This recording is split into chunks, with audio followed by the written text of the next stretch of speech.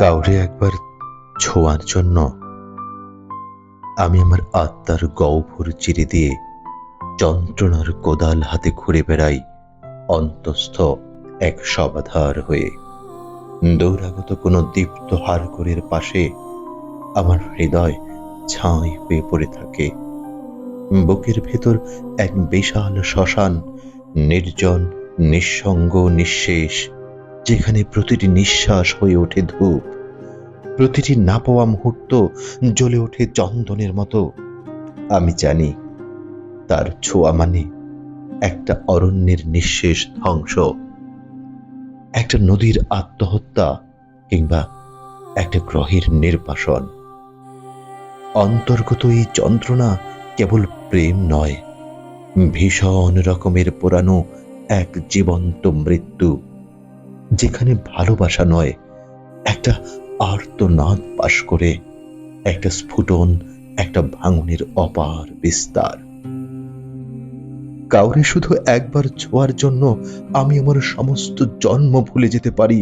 শুধু তার আঙুলের প্রান্ত ছুঁয়ে গেলে বিপুলা এই পৃথিবীর যাবতীয় শোক আমার রক্তে বয়ে নিতে রাজি। বুকের গহীনে আমি বহন করি একটা শ্মশানের মানচিত্র। প্রতিটি হাড় কাঠির ঝুলে থাকে এক একটা অপ্রাপ্তির কান্না।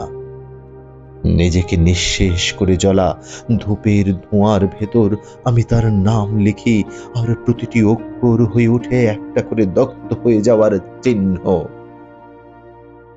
এই দুঃখবোধ এবং জীবনের দৈরথ কোনো মহাকাব্যের মিলনাত্মক ব্যঞ্জনা নয়।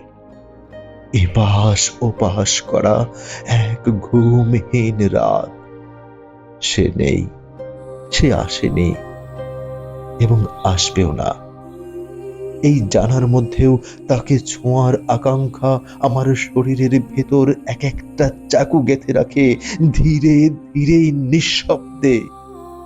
তাকে একবার দেখতে যাওয়ার এই বোধটা অন্ধ চোখে ছুরি চালানোর মতো।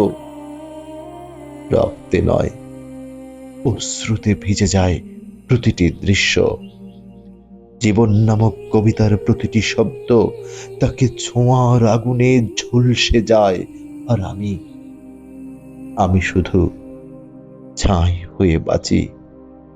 আমি শুধু ছাই হয়ে বাঁচি।